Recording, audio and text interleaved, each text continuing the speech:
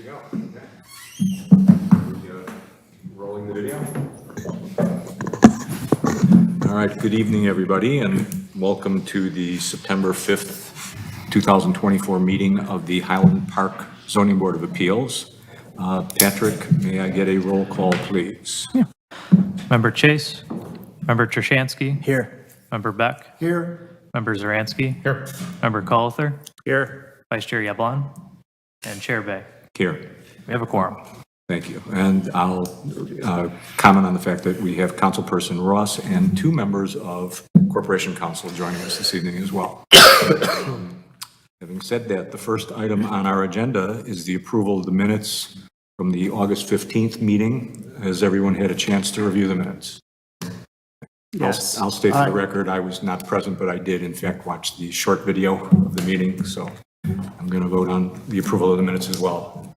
I would entertain a motion. I just want to say, Chair, that I was not present and I lost track of time today and didn't get a chance to review the video, so I will be abstaining. Okay, fair enough. We have a quorum without you, so I would still entertain a motion. I'll move that we adopt the minutes from the last meeting as drafted. I'll second. Okay, that's a motion by Member Colither to adopt the minutes as drafted from the last meeting, seconded by Member Trushansky. All in favor, please say aye. Aye. Any opposed? Seeing none, the motion's passed, the minutes are adopted. Okay. Any business from the public that anybody here that is not on the agenda or otherwise has something to say? Seeing nobody in a relatively empty room, we will move on to old business, of which there is none. And there is one item of new business. It is VAR-2024-00026, property known as 1608 Ridge Road. The appellant are Linda and Stuart Kupfer. Staff, do we have a presentation, please? Yes. Okay. So 1608 Ridge Road, the applicant Linda and Stuart Kupfer. The proposal is to encroach into the subdivision building line for a new addition. They're located in the R3 zoning district, and the existing home was built in 1911. The request is to encroach 6.75 feet into the required 40-foot subdivision building line measured from the western easement for a new addition. Here is the property. It's actually a little easier to see on the aerial, but the house is surrounded by Lake County Forest Preserve here, and they have access to Ridge Road, which is a little easier on this shot from here.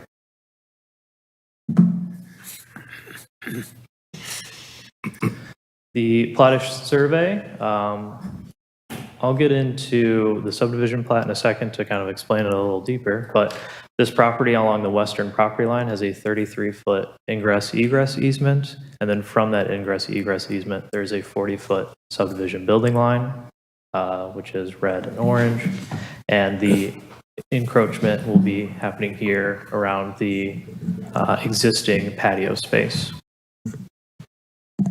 So this is how the land was subdivided. It was never built to fruition, but this is how the land is currently subdivided. There was proposed to be a road that would access all of these other lots. However, it was never built out, but the land, these requirements still persist with the land, which is what the requirement, which is why the applicant is before us for the subdivision building line for the road that was never constructed. This is some property photos. The addition will be here above the existing patio space. And the blue is the existing home. The yellow is the one-story framed addition that they are proposing. And this is the 40-foot subdivision building line that they will be encroaching into. They'll be encroaching 6.75 feet into there for a total of 72.5 square feet.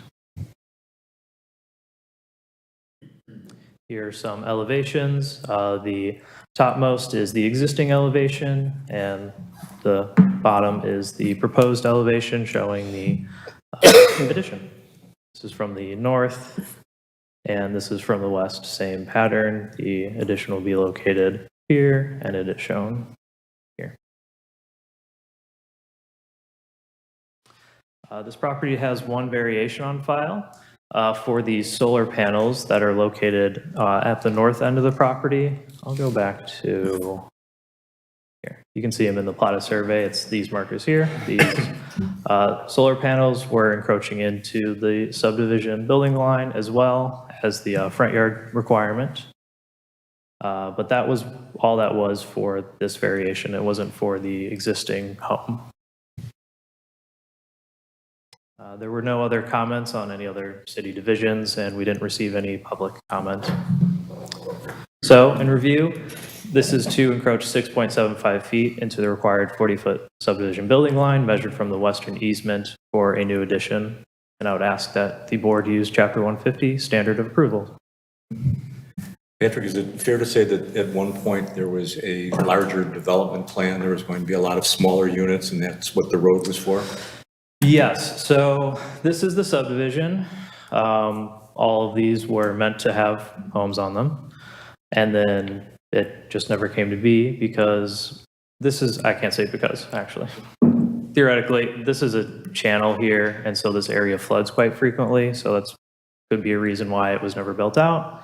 That's just an opinion of that, but so since it was never built out, no one is here to, no one's homes are adjacent and the road's not here. But since the land still exists that way and could be built that way, those requirements still need to be. So were these all separate lots at one point, or are they Yes. still separate lots? There's never been a lot consolidation? So they didn't, no. So Lake County does own all of these, but the subdivision plat The is- Lake County Forest Preserve Yes, owns them sorry. all, not the county. Two Yes. different entities. Yes. They own all of them, but the property is still holds those requirements. The platted survey, which looks into all the titles and all of the easements, shows them and is still active. So this land was not is not changed. As owner of the property, the Lake County Forest Preserve would have had to have been noticed this evening and have an opportunity to come if they objected to. Correct. Yes. So we could theoretically sell those lots and build houses. There wouldn't be any reason why not, right? Theoretically, yes. Assuming they manage the floodwater. Mm-hmm. Interesting. The easement for the road, is that a City of Highland Park easement, or is that? It would be a private road. Yeah, it would just be a private road for the subdivision. Was the land privately owned at some point by a developer that then gave it back to the Forest Preserve? Or? So If you- yes, I mean, the original home was built in 1911 and the subdivision, I don't have a date off the top of my head, but it wasn't long after that. So it is a very old subdivision and was probably once, I mean, designed to have more homes on it, but I can't speak to how it failed. Any other questions for staff? Seeing none, thank you, Patrick. I will ask if there's anybody here that would like to be heard on this matter. If you'd step up to the podium, please, I'd appreciate it.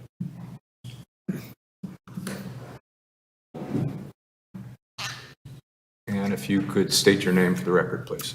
I'm Caitlin Obrecht. I'm representing Linda and Stuart Kupfer on behalf of Nate Kipnis, Architecture and Planning. All right, I'll ask you to attest to the fact that the testimony you're about to give is true, is the truth, the whole truth, and nothing but the truth? Yep. Yes. Please proceed. I think If you could speak into the microphone. Yeah, is the microphone working? I'm having a little trouble hearing as well. Is that on? Hello? I think it's on.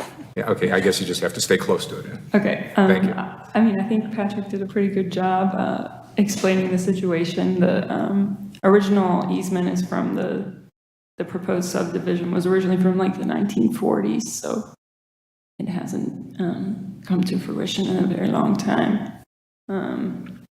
And you can see the existing patio is already raised around 1'9", and they're just building on that existing concrete pad. And they're not increasing the overall height of the home in general.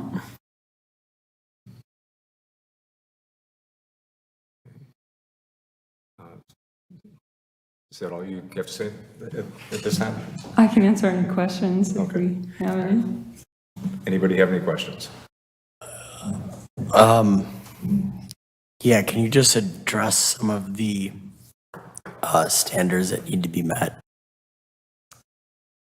Yeah, let me grab my.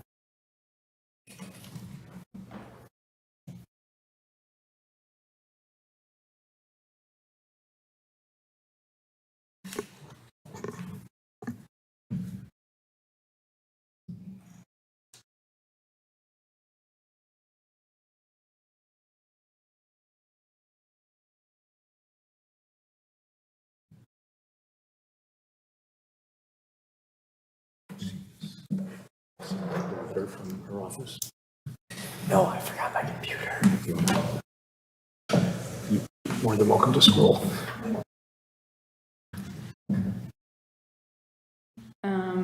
So in our letter of hardship, we had that for the property in question cannot yield a reasonable return if permitted to be used only under the conditions allowed.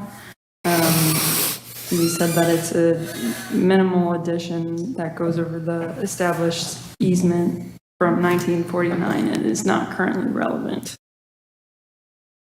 The plight of the petitioner is that they are working with the 73-foot setback adjacent to no existing neighbors.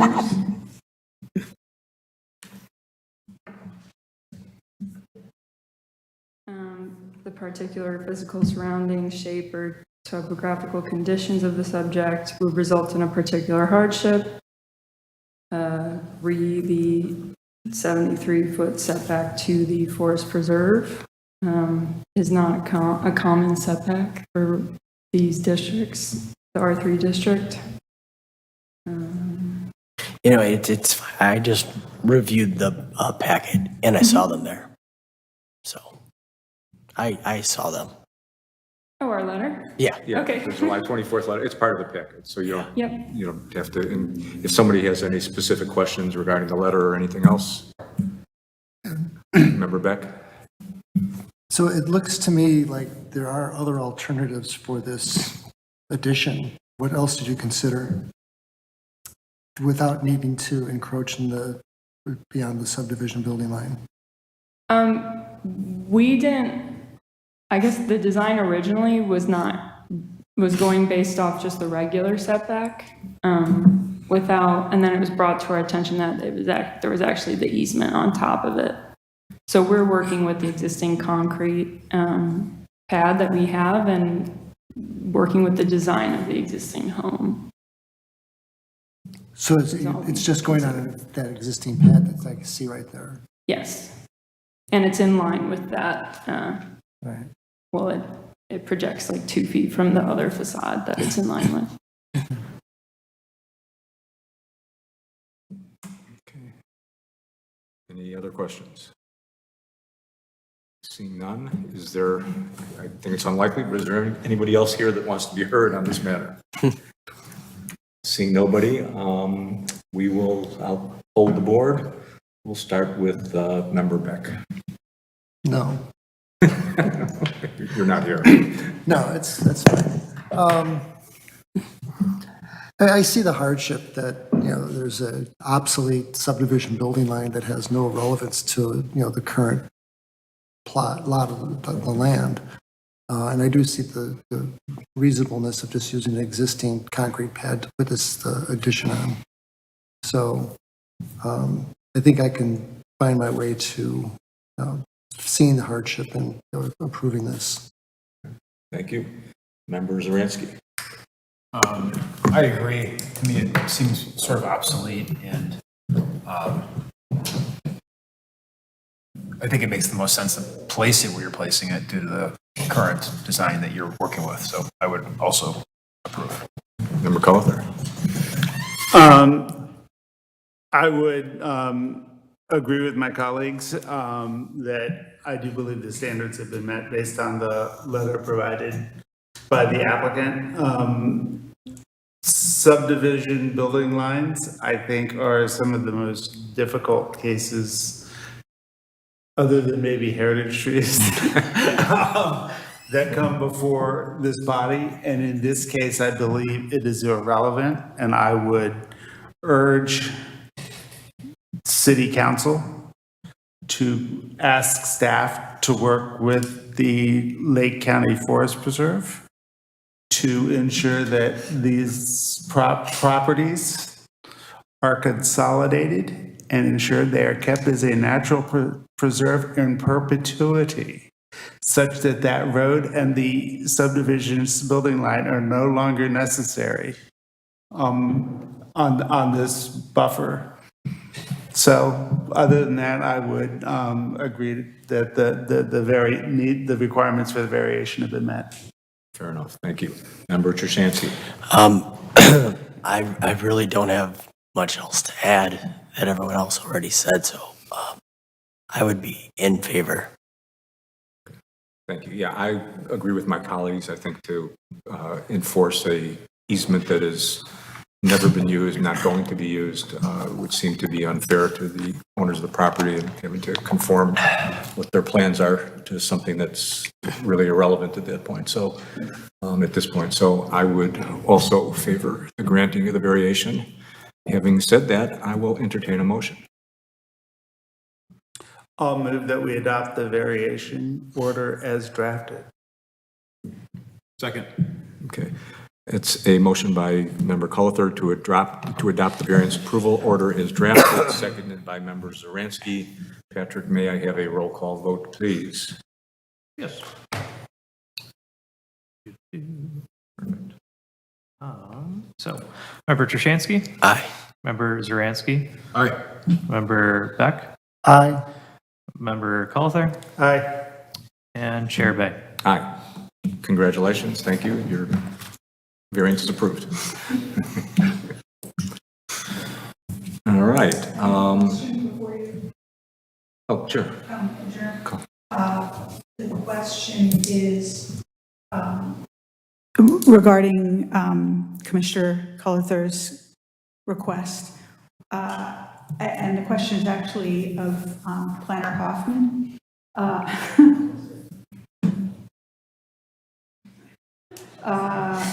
Would that be something that, and I suppose a question for Corporation Counsel as well, would that be something that you would promote or promote, elevate to council? What would be the process for that? And would council at all be maybe the city manager deals with that? So we would have to contact Lake County Forest Preserve because it's a subdivision plat that we would have to either amend or re-subdivide the land. I could probably Yeah, no, speak on that. I agree with that, and I'll take the invitation, Councilmember Ross. So far as I know, I've not researched the history of this subdivision, but generally speaking, and from what I can understand from the materials for tonight, the easement in question is strictly a private easement. It only exists by virtue of the subdivision plat. Normally, what it would take to change it would be agreement of all the property owners who own what was once the subdivision. Now, it looks that there's very few of them. If I'm reading the map correctly, it may just be this property owner, the owner to their east, and Lake County. I don't know that to be true. I don't know that we could do much except to maybe try to facilitate something there. And that may be the extent of it. If they refuse, there's not a whole lot. I don't know why they would or wouldn't, but that's a subject for another day, I suppose. But certainly, if staff in our office can look into the history here and see if there's an agreement among those who have a right to agree to do something different. Thank you. Okay. All right. So I think that closes that item, and we're going to move on to the staff report, which there are two items under the staff report. The first being the closed session minutes. I'll defer to Patrick. Yes. So in December, we went into closed session to release the previous closed session minutes. I emailed you earlier today, but I also printed them off, so I'm going to pass them out to you so you can look at them. But I just ask that you look at them, consider whether to just adopt releasing them, and yeah, just make a motion to release them. And as you mentioned to me before, if we do this in public and don't go into another closed session, we can end the loop of having to constantly release closed session minutes, so. Correct. Okay.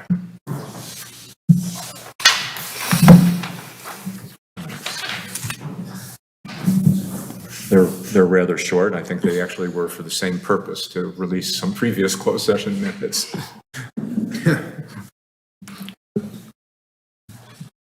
And as long as Corporation Counsel is here, I can take advantage of that. There's no problem with us doing this in public. No, And- not at all. In fact, yeah, I'm not to bore you too much. I'm planning on doing that in a moment.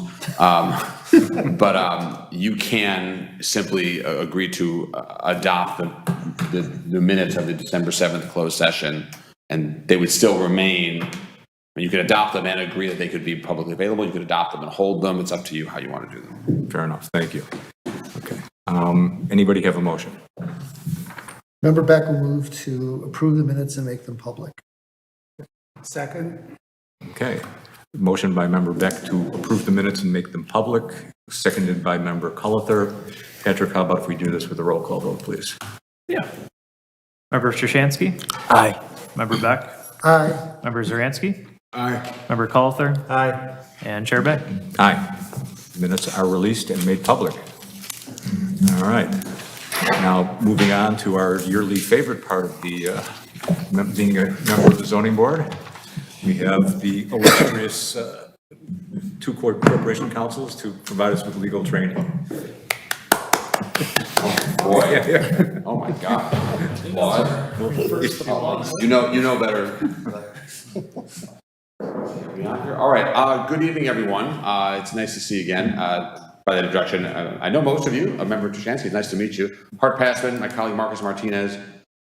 We are thrilled to be back. Believe it or not, we are actually thrilled to be back because we enjoy doing this, and we really appreciate the opportunity to serve the city and all of its components, including its boards and commissions. Again, many of you know this, but just so we're all on the same page, our law firm, Elrod Friedman, represents the city. We've been corporation counsel since 2000.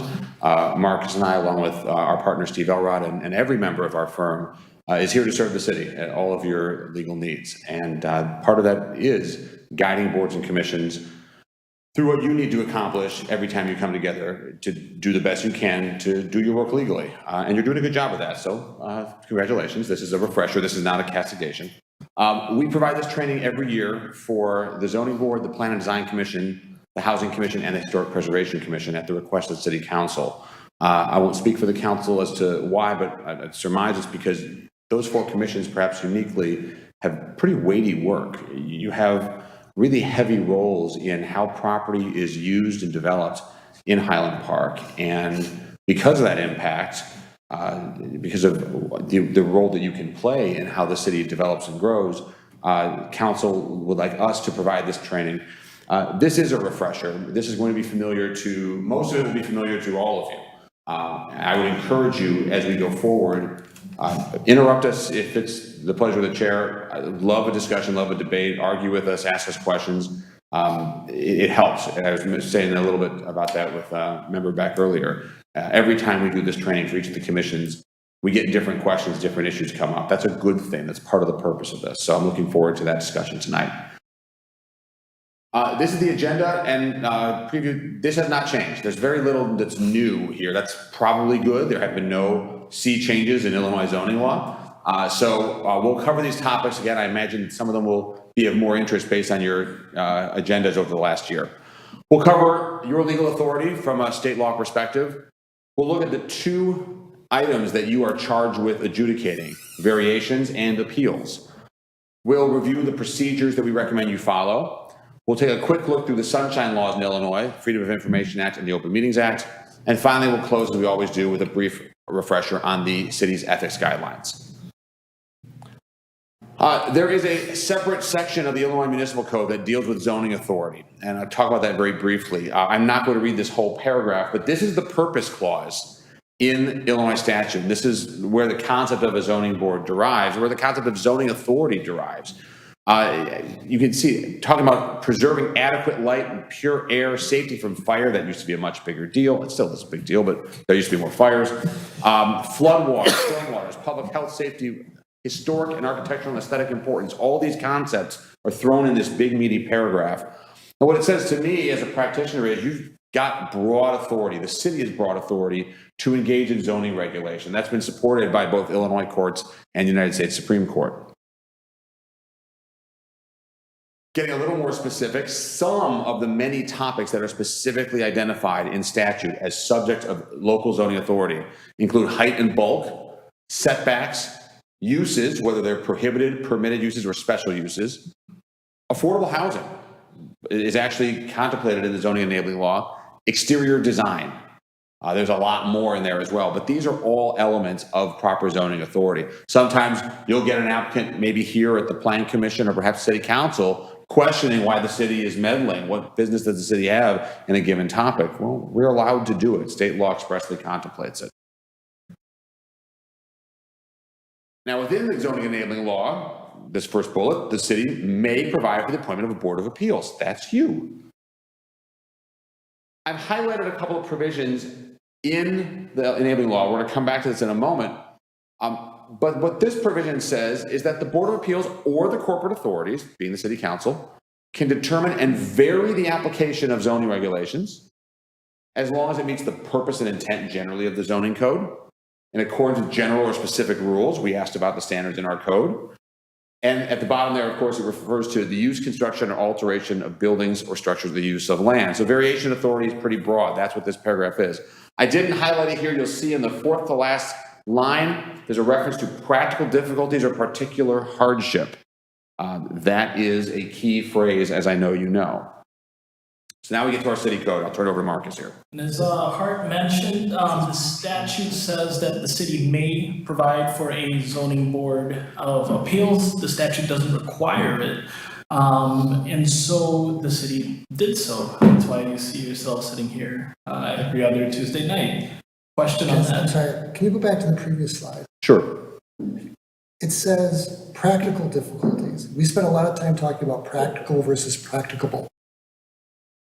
So the statute says practical, but ours says practicable. our zoning standards are rooted in the authority of state law, but the city gets to define for itself, and in particular because we are a home rule community. And I can go through that if you'd like me to, but generally we have even more authority than what's in statute. That's a home rule town can do that. So the city standards are what control. When we have a question, if something comes up, if something's uncertain, we might look back to the statute to try to understand where it came from. You're correct to note the difference, but the home rule allows us to do that. Correct. Okay, thank you. And even I've seen differences, for instance, in some communities. Waukegan, for instance, does not have a reasonable return standard. I see it everywhere else. It struck me as odd, but like Hart said, it's a home rule community. That's well within their power to do, to set their own standards. Going to the zoning board, there's 7 members of the zoning board of appeals for Highland Park. There is a non-voting city council liaison.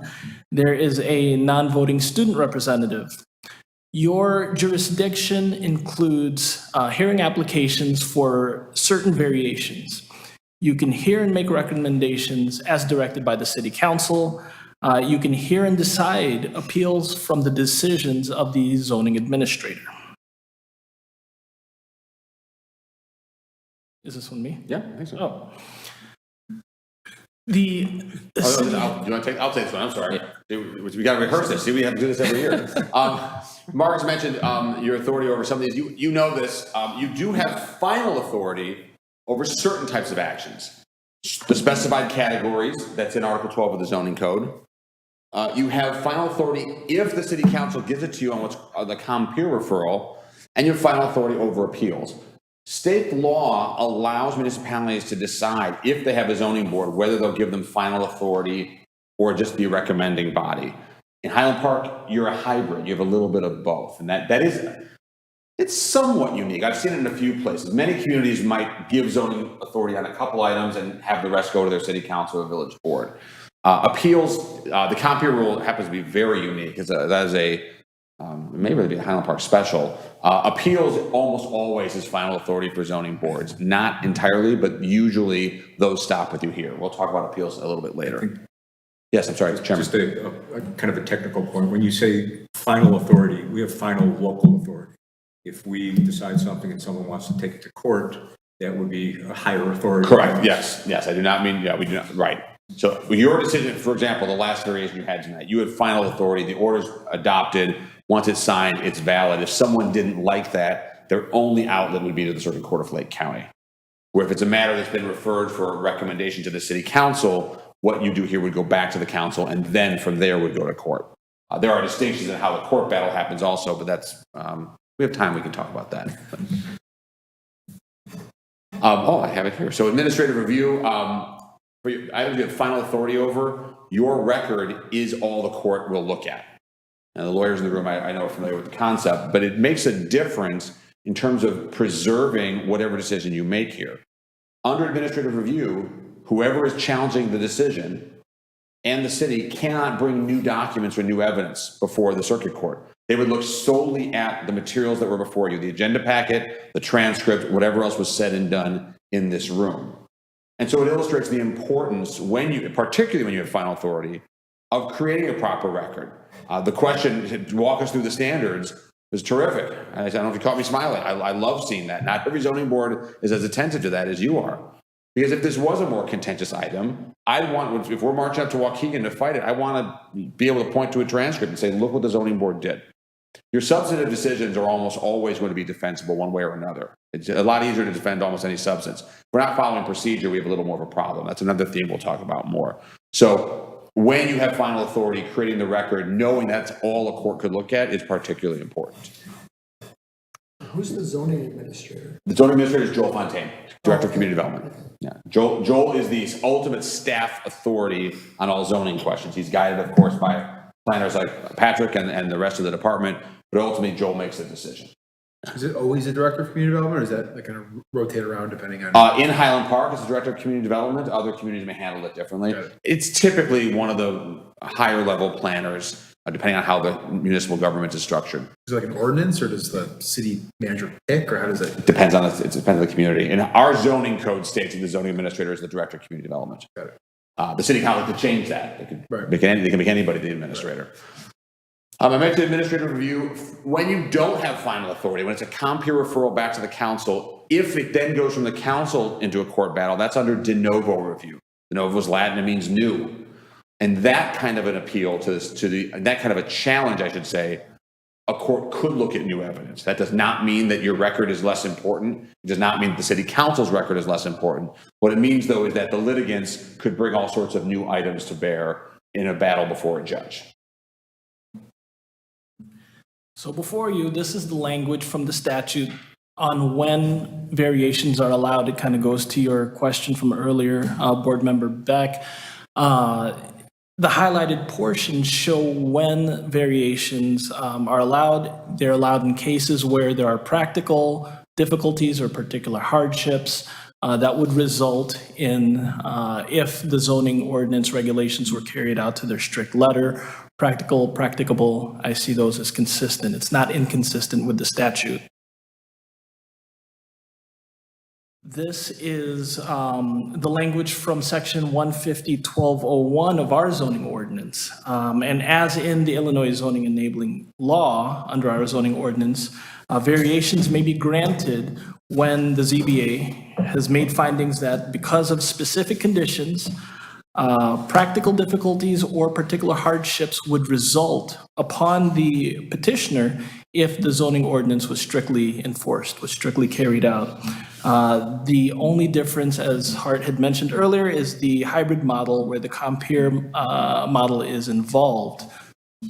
I should say, by the way, compere referral is not some fancy legal term. Thomas Compier was a longtime corporation counsel. He's got a plaque out here, and there's a stone on the walkway from Hazel. From what I understand, Mr. Compier hatched this concept of city council referring a matter to the zoning board that didn't already have authority. It's taken on his name. If you went asking in another community about a Compier referral, they would look at you blankly. They wouldn't know what it is. That's Highland Park special. But it's how we know it here. In a Compier referral that's referred to us just for a recommendation by the council, it goes back to them for decision. Is our action, if it goes to court, are we even relevant? No. I would like to see a good record. I'd like to be able to show a judge, if we get in that circumstance, look how well our community handled it, look what the zoning board did. But ultimately, if they bring new evidence that convinces a judge, it doesn't matter how good of a job you did here. Well, we had a case earlier this year. There's a Compier referral in which we unanimously decided the variance should not be granted. And city council unanimously decided it should be granted. We unanimously recommended. Yeah, we unanimously recommended it not be adopted. And city council ignored our recommendation and approved it on political reasons rather than on the reasons of what the requirements for a variance. So in that case, the neighbor could have used our record to make their argument. In theory, yes. The court would not be bound by whatever happened. Correct. The court wouldn't be bound, but there would be a record that the neighbor could have used. They might, right. They might make, and that could go in either direction, of course. Right? Yes. Those who don't like what one body did, but like the other one might say, well, look what this other group said. And maybe that would be persuasive, maybe not. I'm not going to relitigate that case, but I just, for the record, want to take issue with the word political for Well, your city council is a political body, so therefore it is a political decision. The ZBA is a semi-judicial body, therefore it is a semi-judicial decision. I We guess I'm can not agree going to disagree. We can agree to disagree. Thank you. We're only supposed to be arguing with heart. So have you had? Or Marcus, I'm sorry. No. What's that? Has anyone ever taken one of our cases to court? It's been a while. It's been a very long time since there's been. When's a hockey rink a patio? Right, that was, and I don't know if did that go to, I don't think did that go to court? I don't know if it went to That one went to court. And then that's the one you cite, and then there's one off, it's either Clayview or Lake Cook, where they claim discrimination. Yeah, that was a plan commission matter. The one on Lake Cook, tucked in behind 41. Yeah. Gosh, did the hockey one case? I think the hockey one went to court. I think it may have. Now you say that, I don't remember. That was an interesting one. I'll leave it at that. It's been a long time. Even the hockey rink case. That goes back 8 years. Before my time, so it's more than 8 years ago. Maybe 8 years, 10 years. Yeah. So it's been a while. I think Ken Henry was on the board. I used to have hockey rinks like that. You can't do it anymore. So I think again, that's a longer discussion. Why are there not been challenges? One is that litigation is long and expensive. The other is, quite frankly, you're doing your job, and the city council is doing its job, and the plan commission is doing its job. And that doesn't mean that everyone agrees with everything. But as I said before, if you're following process, it's a lot harder to challenge a result even when one doesn't like it, because there's almost always two ways of looking at something. Right. So it's been a while. And I love zoning fights, but I'd rather not have them because I'd rather avoid that uncertainty. So these are Highland Park's own standards for variations. You know these. I'm not going to read all of them. I'll flip through a few here, start with the first three. Mark has noted that some communities don't have a reasonable return standard. It is one of our standards. We've got condition number 2, or I should say standard number 2. There has to be unique circumstances, and the variation will alleviate a demonstrable and unusual hardship. The notion behind this, and it's back to the core language we started with, but there's something odd about the property in question that does not exist with a bunch of other properties in the same district. And I'll say, tonight's was an interesting example, and I forget one of you said it as you're having a discussion. Having a setback enforced from a roadway easement that was never built 75 years ago, That's odd. I haven't seen that in a lot of places in Highland Park, and neither have you. So to reach a conclusion, this is something odd and unique, yeah, I can see that. It makes sense why one would reach that conclusion. Something different, and we don't have to go through all the myriad examples, you might say, no, this is what you have to deal with. But that hardship wasn't based on the property. That was based upon some arbitrary line that they drew when they subdivided it. Yeah, but that, if you look at the plat carefully, the property includes that easement area. They actually, I believe, they own to that right-of-way area. So I think your decision was well placed, and I use it as an example because it's right in front of us. The third one, a lot of these kind of fold onto each other. There's something about the particular surroundings, physical surroundings, shape, or topographic condition. This is not something that's merely an inconvenience to the owner. There's something is wrong. If we take our standard rules, something will happen that shouldn't happen, and it yields an unreasonably low return to the property owner. Hardship can't be self-created, which makes sense. If it's property related, how could it be self-created in most cases? Then we get into what it means to grant the variation. It cannot be detrimental to public welfare or surrounding properties. The fact that the existing code might injure you doesn't give you the right to do whatever you want and injure somebody else.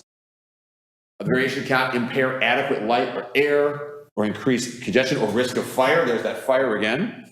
Or otherwise endanger public safety or property values. Similar concept. Can't alter the essential neighborhood character, and it has to be in harmony with the intent and spirit of the zoning code. What all this boils down to is you've got to have a problem with the property, something about that property that's relatively unique. And then what the applicant is seeking isn't pushing it too far so that others end up getting hurt. Right? It may be that a setback variation is needed because the normal workings of the zoning code would cause a hardship. That doesn't mean you have to build all the way to the lot line. It's not a free pass to do whatever you want. It's a balancing act in addressing these issues. Should note that the variation must meet all 8 standards. This is not a balancing test among the 8 standards. You've got to, if you're going through it methodically, be able to say, yes, each and every one of these is satisfied by this request. So whose burden is it to prove that the standards have been met? Whose job, for instance, is it to show that there is or is not a reasonable return if held to the strict regulations of the zoning ordinance? Is it staff? Is it the objectors? Is it your job? Is it the applicant's job? Quiz time. You better know this. Applicant. Absolutely right. Absolutely right. Staff is here. Staff is here to provide background on the application.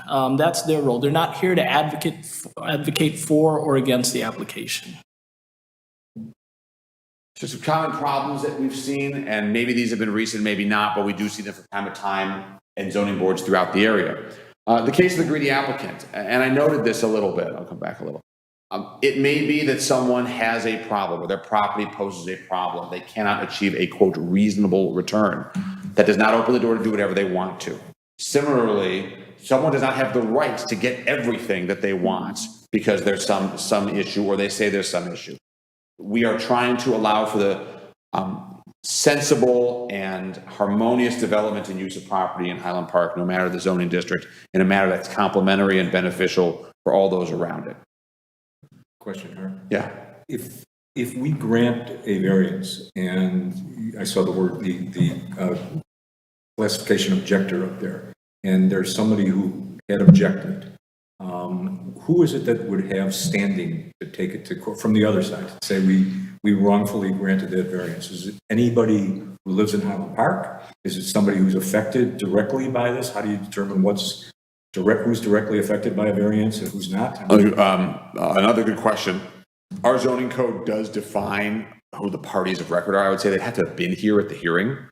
They'd have to have shown up and argued against it. Assuming that they do, they probably would have the ability to challenge it as a general statement. I don't know if you have a thought on that. Does writing a letter count? It might. Yeah. Can someone claim they were damaged by not receiving the notice or something? That would be a different kind of challenge, right? That'd be a procedural issue. If they truly didn't get it. And we'll talk about that a little bit. There's a difference between not getting the notice and being here and saying, I didn't get the notice. you were here, versus, and it happens time to time, someone truly was not notified. Let's say just found out about yesterday. Right, and someone, if notice was in error, if there was a procedural problem, the challenge looks different. And again, I've said this now earlier tonight, I like those least, because there's a, for all the hoops that we run through here and the other city boards and commissions, there's a reason for it. We do want to give people the fairness and due process to argue their case. If there's an objector, they should have the right to be here and tell you why they think something shouldn't be granted, why the standards are not met. So if somebody was outside of the area that was required to be have been provided notice, and they got wind of a decision and said, we granted, speaking hypothetically, we granted an FAR variation, and somebody says it's ridiculous. I applied for that and I didn't get it. I live 2 miles away. Would they would be Probably, yeah. Certainly, I would, the devil will be in the details. I would suggest that someone who is not at the hearing and was not entitled to notice is going to be hard pressed to have standing in a challenge in front of the court. Someone who gets the notice, who maybe even lives next door but doesn't show up, I think they'll have a different but similar challenge because they weren't present to prosecute their case, so to speak, before you. The more interesting challenge might be, what if someone is here who is not entitled to notice but they participate? Could they avail themselves of that? And I think that's an interesting question. They may have to answer to a court why they are affected by it. What is the injury to them if a variation 2 miles away, someone could be here and full-throated arguing against a variation and they live on the other side of town.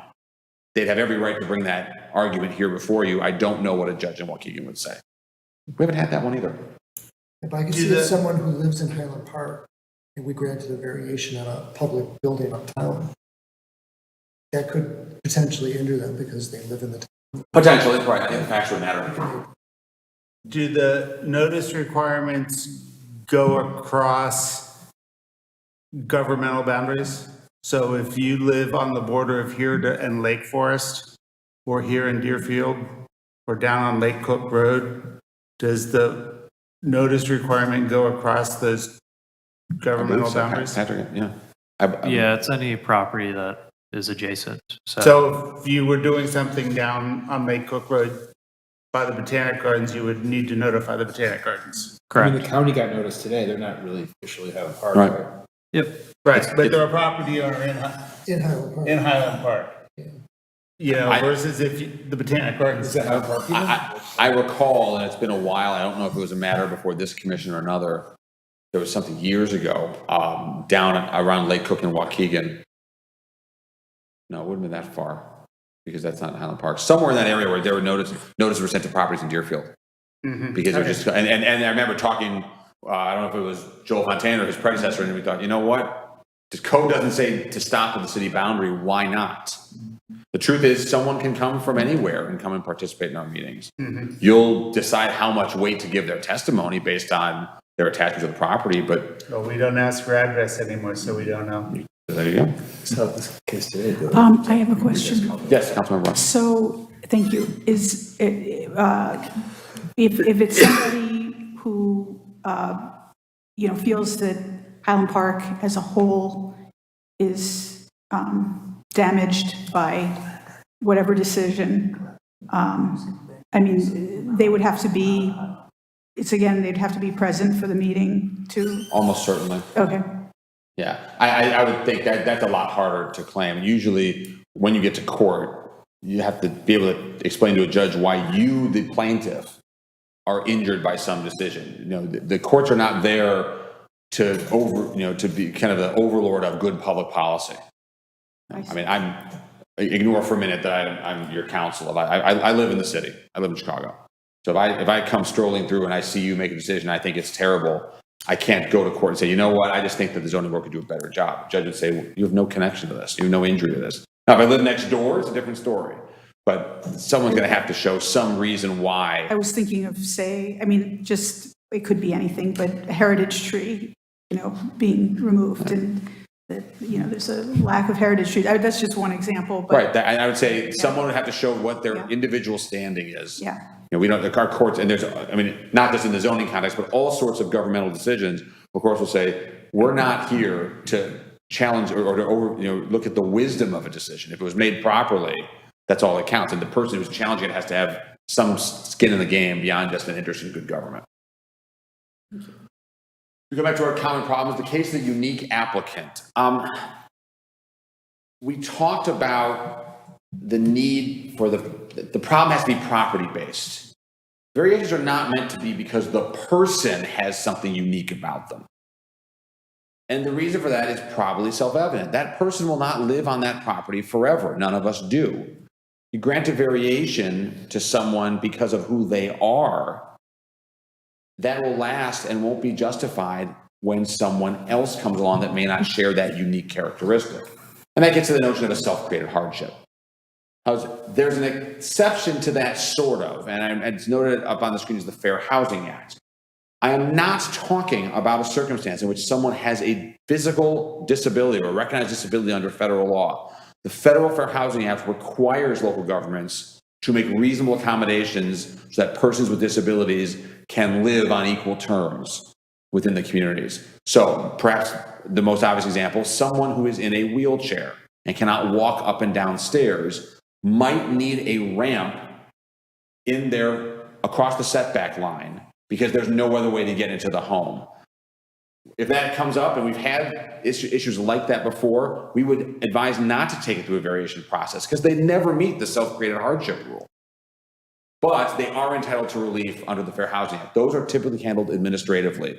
We recognize someone may be allowed to do something that will last on to the next owner of the property who might not have the same disability. But that's because federal law requires us to do so. What about something that's either age-related or illness-related that's not covered under the Fair Housing Act or disabilities? If it's not a recognized disability in the Fair Housing Act, then it's not grounds to grant a reasonable accommodation. Their only outlet would be to come before this body and show why what they're asking for is not self-created. So we're not allowed to, under the doctrine of the unique applicant, we're not allowed to consider if someone, because we get this all the time, where people come and say, my parents are aging, and they want to live on the first floor, so we want to extend past this, setback line to build a first floor master. And it's really heartless to say, we don't care, let them defend climbing the stairs, even though they want to stay in Highland Park. I mean, it's, as a practical matter, I think it is somewhat persuasive, but is it allowed to be? I'll twist that a little bit, okay? It's not that the story isn't relevant to understand why they're asking you. But and again, Fair Housing Act is its whole other subject, but the fact that you want your parents who are aging to live with you does not grant you an outlet from the normal rules of Highland Park zoning code. Now, maybe there's something about your property why you can't build the normal first floor addition that your neighbors can because there's something about the property that makes it hard to do so. Maybe there's a setback line where there shouldn't be one, or a road that was never built, or a ravine in an odd place, or a topographical, a change in grade. All those are different. That may be relevant to why you're asking for it. But merely, hey, I want my parents to, and I don't know if this is the case in front of you, so I'm not commenting on anything you've had. I want my parents to live with me. I want to build another 200 square feet. Gosh, I'm at the FAR limit, but I really want my parents to live with me. They have nowhere else to go. My cold and heartless zoning lawyer answer is, I'm sorry to hear that, but the change you're asking for is not justified by our standard. So, but that gets me to the last point here. Sometimes we run into something where we see a case, it may be a unique applicant, and it reveals an infirmity of our code, and that's what the amendment process is for. Variations are meant to understand that our existing zoning regulations may not fit well for a given property. But if we see that there's some problem beyond that, the remedy may be to amend the code. And that happens all the time. There's nothing wrong with that either. Because, of course, there are things that no one on the council or zoning board or staff could have foreseen until it smacks them in the face. You mean like corner lots with two front setbacks? Or the through lot with an imaginary road. That we just unsealed in December. With regards to the Fair Housing Act piece, we have also had a number of cases before us where, it was actually a handicapped child that was more involved rather than the aging parent. And let's say they needed a therapeutic pool. that under normal circumstances required a variance, but they have this child. Does it need to come through the variance process, or can staff just grant it under the Fair Housing Act? I'm not counting any recent cases. Right, it wasn't immediately, it was a while back. But I would say that if someone is entitled to a reasonable accommodation because of a disability, the city has an obligation to grant it, and that's not really a variation. That's something I would recommend handled through staff. Okay, thank you. Because then it's not for perpetuity. Well, and it might be in perpetuity, but I start with the premise that you've got someone with a disability, and we have an obligation under federal law to make an accommodation. But it's while they're living there as opposed to for the next 100 years. And it may last. It may be that the ultimate consequence is that the therapeutic pool or the ramp in the front yard or whatever else it is may outlast the person for whom it was constructed. We have authority to sunset our variations if we want. Variations, yes, but we're talking about a reasonable accommodation, which is outside your authority. And that's just life under the Fair Housing Act. We have to accept that may happen. I will say that in my experience, and I think you all know, we represent many, many communities throughout the Chicago area. They're few and far between. They do happen, but they're few and far between. I'm not too worried about long-lasting, reasonable accommodation. So going back to this hypothetical case with a disabled child, can we refuse to hear a case? Once they've applied, I mean, I think we'd have to manage that in the moment. Yeah, I think I want to be. I have to understand the details of how it came about. I guess the lesson of all this is a case that should not have come here because it should be handled under the Fair Housing Act. Can we look at that and say, wow, we really shouldn't do that? Do we have to do that before the meeting? Because unlikely we would know. Yeah. Most of us read the minutes. I think I don't want to hold someone up. It may be that the chair should ensure that Corporation Counsel has reviewed the case before it comes to us. I think it's a common. Yeah, I think if it managed to make its way all the way here, and you realize in a hearing this is really a disability issue, the safest bet might be to continue it just to.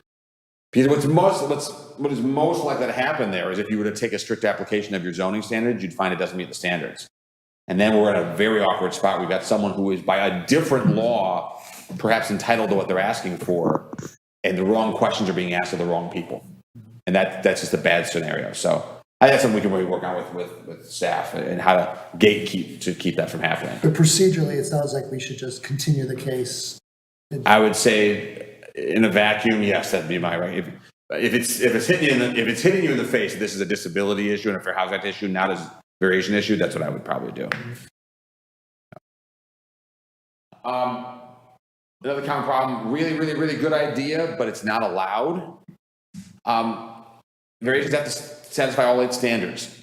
Now, sometimes we get something, and we've seen this a lot, especially in some North Shore communities, when people refer to functional obsolescence. They say, you know what? I have this really good idea. I need this because I have this old house.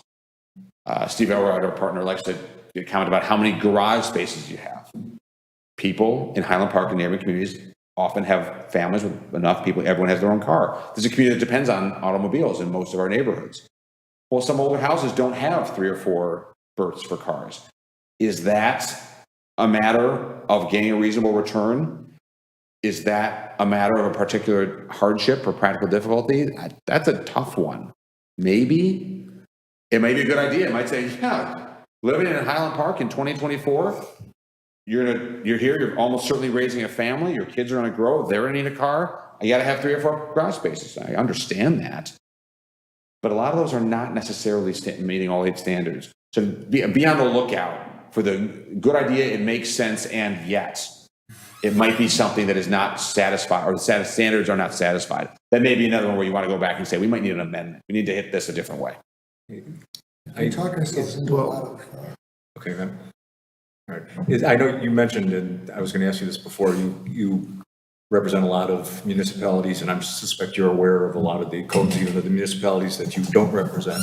So the question is, and we've kind of toyed with the idea of when it says variation must satisfy all 8 standards, we've toyed with the idea of asking council to maybe change something where we have a little bit more flexibility. We have a catch-all reasonableness standard, what have you. My question for you is, how many of the municipalities have something like that, or is pretty much most of them all kind of sticklers and you have to meet all? 26 of them. I made that up, I don't know. 26 out of how many? No, I don't know. Some. percentage? Some. I don't know that off the top of my head, but it's legal. The city, Highland Park could make that rule for itself. Our code right now says you got to meet all 8 standards. And is it, I guess what I'm asking, is that more common than not around the other communities? I don't know if it's more common than not, but it's not uncommon. It's not uncommon. I'm just gonna, and I'm actually gonna add, I don't remember what they're called, so I'm gonna ask Councilmember Ross. The city council recently referred to the Plan and Design Commission to discuss whether or not what are there things on the back of trucks? What is it that the big trailer? The trailer in the yard, correct? Is as used for potential housing. You actually opposed it.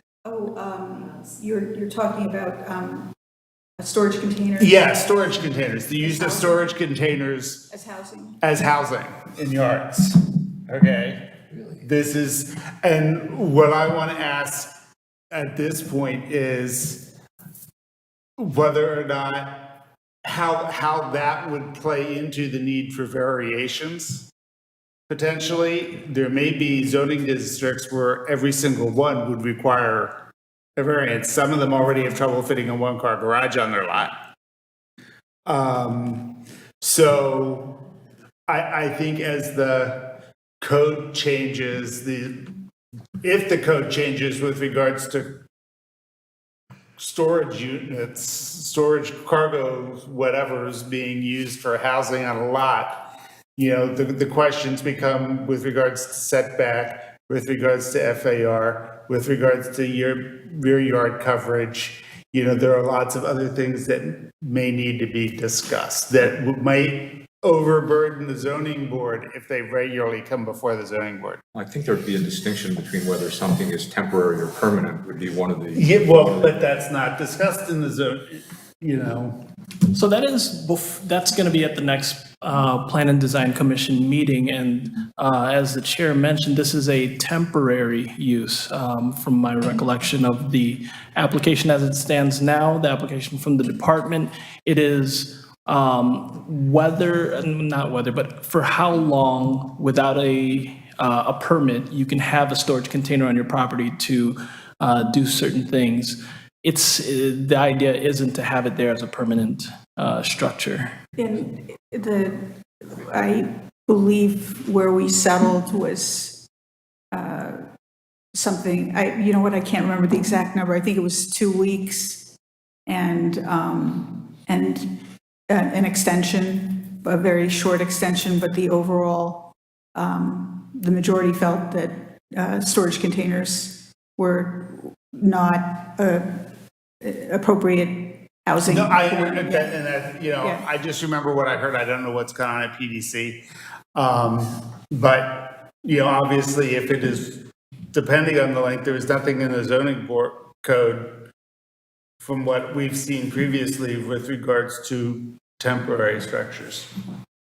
And, what I would hate to see is for the neighbor to object because it's inside whatever 3-foot side yard setback, or, it's, takes up too much space in the backyard or whatever the case may be. So I think there are considerations from a zoning perspective that need to be taken into consideration that may not have been thought of. And it related to this, so. Yeah, no, absolutely, understood. Sometimes amendments are needed to cover these kind of issues, so I appreciate that. I'll talk briefly about appeals. Those of us that are around remember the ice rink, we shudder a little bit. I think zoning appeals are pretty cool. It's a pretty cool function. It's what's in your name is zoning board of appeals. You're not the board of variations, you're the board of appeals. And yet you almost never have these. But an appeal is a challenge by someone aggrieved by a decision of the zoning administrator, again, Joel Fontaine, regarding a zoning issue. And they can file an appeal to this body. It's got to be within 45 days after the decision is made. When you have an appeal, you conduct a public hearing, and you really are sitting like an appellate court in that circumstance. We would have the zoning administrator making his case why he believes his decision was right, and the aggrieved challenger arguing why they think it's wrong. There's no standards for that, which maybe is the wrong way to say it. The standards are, what do you think the code says? How do you interpret the provisions in question? Who's right and who's wrong? To grant the appeal, as with any variation, you have to have 4 affirmative votes. If you don't get 4 votes in favor of overturning an appeal, the administrative decision holds. I mentioned earlier, this is another one where it's administrative review, so your record is all that a circuit court would look at. We haven't had one of these in a while. Again, I think they're kind of fun, but that's just because I'm Behind the scenes, how close do you get to them? Do you kind of work it out? not often. Not often. Not often. When we've had questions, you may see one of our city attorneys at a meeting. If we've sort of gotten the uncomfortable applicant. Possibly, that's more likely a variation challenge on an appeal. The appeal is probably not something you've seen for variation for. You know, the appeal, and usually the most common appeal that we see, whether it's in Highland Park or elsewhere, is someone comes forward and says, I want to do X, Y, and Z with my property. And the administrator says, for one reason or another, you can't do what you want because this code says that. They say, I don't think it says that. I think the most recent one we had, and I remember, Carl, you may have been on you may have both been on, we had a property up on Sheridan Road, and there was a determination of which they had I think they fronted on both Sheridan and the street to the west. There's a question about where the fence could go or how high it could be, what was the rear yard, or I don't know if you remember this one. And ultimately, they want to do something that, because of the way the administrator said where the yards were, which yard was front, side, rear, they couldn't do what they wanted. They brought an appeal to this body, arguing that the administrator's interpretation was wrong. The zoning board upheld the administrator in that case, and everyone moved on with their life. So you would never see that as a variation. Usually someone thinks they can do something by right. The zoning administrator says, no, you can't, and that yields the appeal. As a functional matter, wouldn't it be the same if the zoning administrator says you can't do it, they could, rather than appeal that, they could just apply for a variation? If it's a variation that the zoning board has authority over, that's probably the path of least resistance if they think they can meet the standards. Or if it's not within one of the enumerated categories, they could seek a compeer referral. But again, they have to find a way to meet the standards. If they believe that they shouldn't have to ask that at all because the interpretation is wrong, they might file an appeal. All right, so that was your jurisdiction. Now we're going to explore the Open Meetings Act. The Open Meetings Act, OMA, applies to all public bodies. That includes subsidiaries of cities and villages, and thus includes yourself. The key elements to determine whether something is a meeting, whether it's something subject to the Open Meetings Act, is it a gathering? And if it is a gathering, what is it a gathering of? And if it's a gathering, it's a gathering of a majority of a quorum in order to be subject to the Open Meetings Act. And it's not just merely a majority of a quorum gathering, it's when they are discussing the public business. All 3 things have to be together in order to be subject to the Open Meetings Act. The Zoning Board of Appeals, you are a 7-member group. The quorum of the ZBA is 4. Majority of a quorum is not 2, that's just half. Majority would be 3. So 2 of you can get together and talk about whatever you want to talk about. You can talk about the public business, but once you get into 3 or more members, you now have to convene a meeting in order to properly do it in accordance with the Open Meetings Act. So breaking this down a little further, what is a gathering? And a gathering is a contemporaneous communication. Being in person, obviously, that's a contemporaneous communication. Texts, email, instant messenger, for those who still use that, those are contemporaneous communications. Social media, and I'll get into this a little bit more later, that is a contemporaneous communication potentially, and it can be a dangerous place because it's hard to tell who's viewing your message, who's responding to your message. So to give you an example of the dangers of social media, let's say Commissioner A is reading something on Facebook, and they see something about variations, and they say, oh, that's not correct. And so they correct that person. They say, oh, it's not what you said, it's this. Now, Commissioner B sees Commissioner A's communication and says, yeah, I agree. Once let's say Commissioner C sees this back and forth with Commissioner A and B, then it becomes a improperly convened meeting. And you run into essentially the OMA and all of the restrictions that you should have put together. You should have noticed that up just to have this social media exchange. So the key takeaways, you want to limit your communication to less than a majority of the quorum. For emails, you don't want to reply all. That's particularly dangerous. And there are FOIA implications either way. And social media is probably not a place where you're talking about zoning matters, but it really is, Mark's noted, it is dangerous. You don't know who's, open meetings that used to be simple because we only had ourselves in person, and maybe we had a telephone. With computer technology, it's really easy to accidentally be communicating among three of you, and it's not the one-way communication. It's the response. That's communication between two, and there's a third person watching it, whether in person or otherwise. So the safest course is just to keep those off of your computers. If you need to talk about something, call a meeting. Can I ask a question? Of course. So it has to be public business, so it has to be currently before the ZBA. So they can talk on like things that have already been passed, correct? Or no? That's it. That we call that a gray area. Okay. Now, certainly the city council, they have jurisdiction over everything that is related to city policy. They have to be the most careful about what they talk about because there's nothing that's not within their purview when it comes to local government.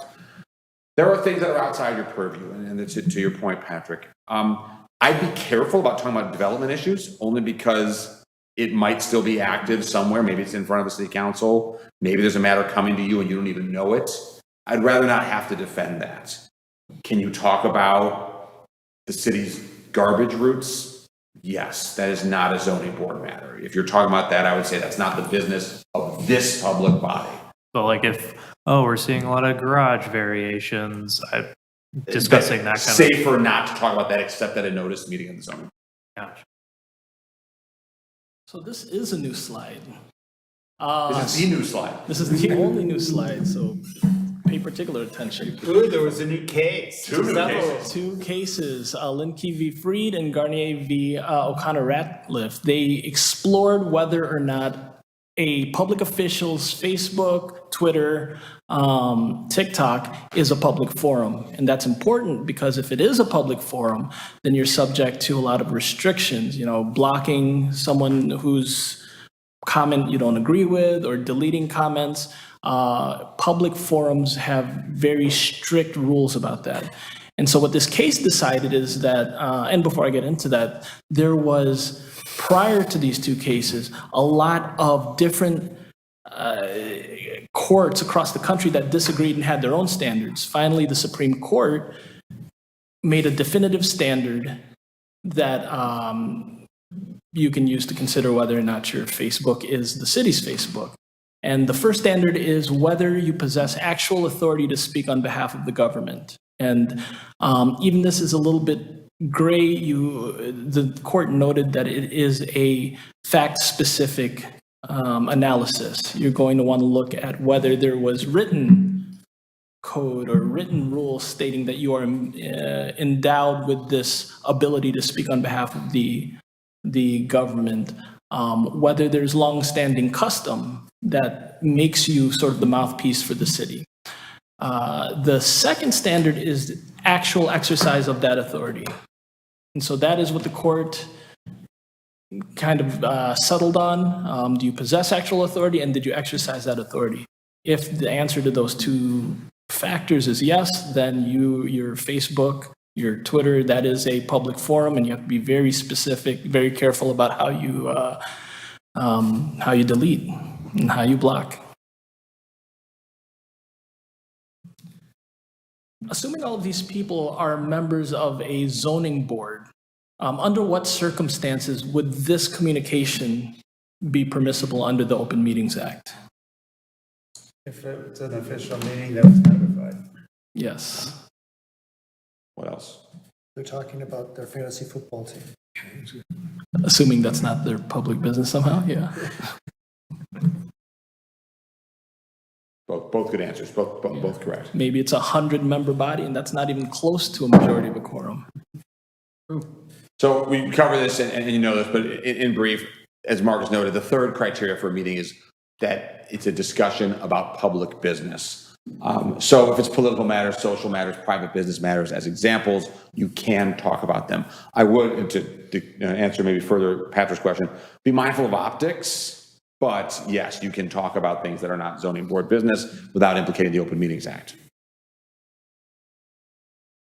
Another one here, is it permitted to reply to all? We recommend against it. I would say generally I would discourage you from emailing one another about zoning matters just because the accidents happen. I've seen people who've been on city councils and village boards for decades make mistakes because they're human beings.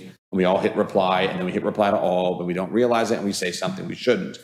So best course, try to stay off email amongst each other. If you do get one, that's not an Open Meetings Act violation yet. Please be careful. Don't reply to all. It's almost always easier if something's coming up. Work through Patrick and the community development staff. If you need to, you can work through our office. If there's a need for a meeting, we can get a meeting called up. That's not going to be a problem. So that's our best advice. Patrick does a great job of BCCing everybody, so it would never be a problem. Right. I try my best. Does BCC count? Is that protected? Well, so if they send it, so the reason for that, you may have noticed it, if Patrick sends an email to the 7 of you, but you're all BCC, if you hit reply to all, you'll only reply to Patrick. You won't, in fact, the others won't even get the email because your email system doesn't know that they got it. That does protect you then. It's a very key protection. Okay. I sent email to a planning commission this morning, another community, not Highland Park, and I BCC'd all of them simply to help protect them from themselves. And these are people who I don't think would do it wrong, but there's always, it happens. It just does, and that's okay. But we try to avoid it if we can.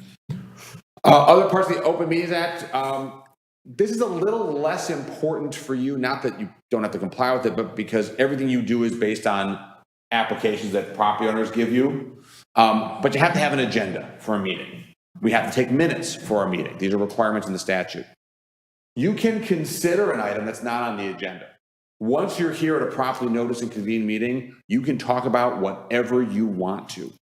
You can, and we've had a few topics today that were not at the core of either this training or the application, but have come up as ideas, things to discuss. That is perfectly fine. You can't take any final action on those matters. Again, for a zoning board, you really couldn't anyway. You don't have the jurisdiction. But this is particularly important for groups like Housing Commission, City Council, Planning Commission, where in theory they can make a decision on something that's not before them properly. So that it is a rule.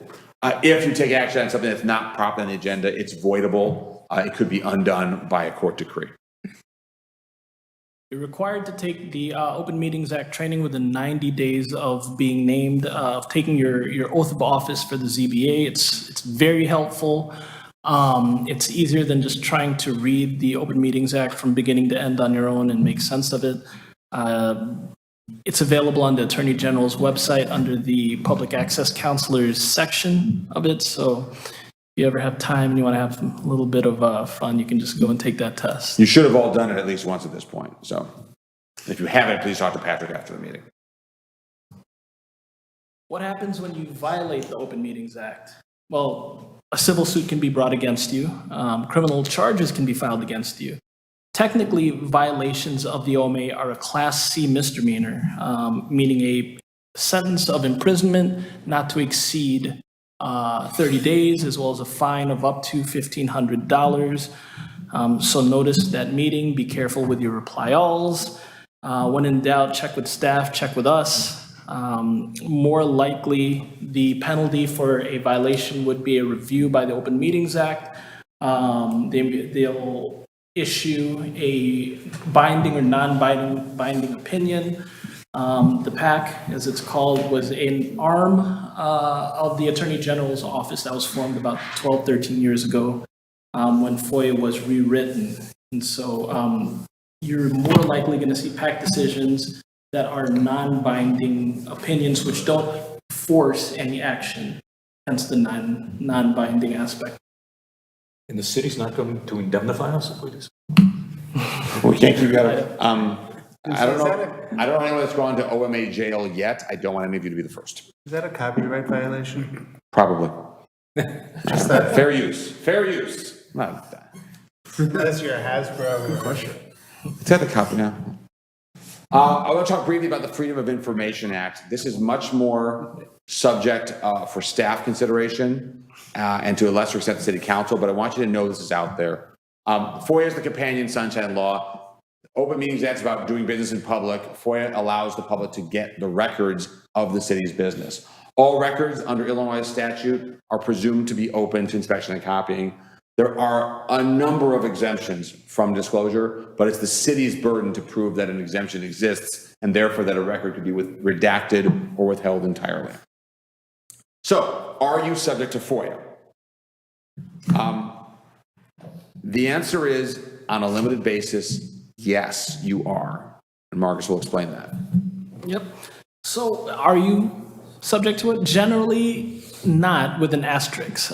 When you're convened as a public body, then the records you produce, including your emails, your texts made at the dais, those become public records. There was a case, City of Champaign versus Madigan. A reporter sitting in the audience of a city council meeting noticed that the city council members were texting each other back and forth. The reporter requested those text messages be produced via FOIA.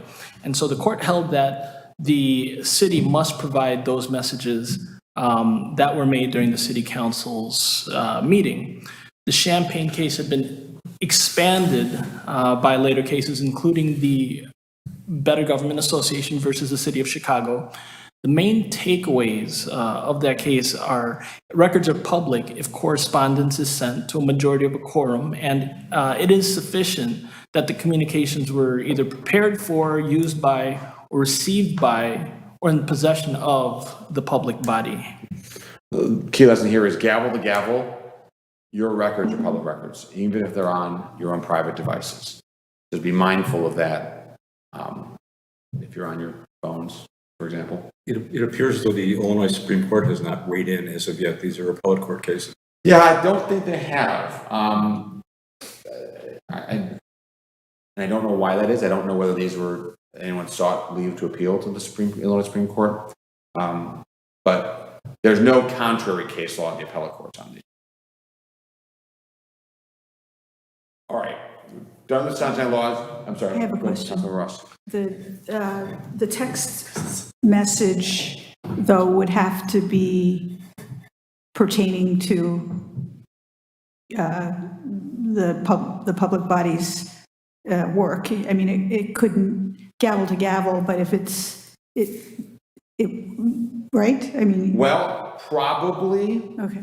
Remember that when we talk about public business in the context of the Open Meetings Act, this is a Freedom of Information Act issue. Is the record itself a record of the public body? So, I mean, right now, I'll use the zoning board as an example. The zoning board is in session. What the five of you do, even on your own private devices, is a public record of the zoning board, which is a public body. Now, it may be that the record is exempt for some other reason. If it's a member of the zoning board texting their significant other, I'm going to be late, this legal training is running long.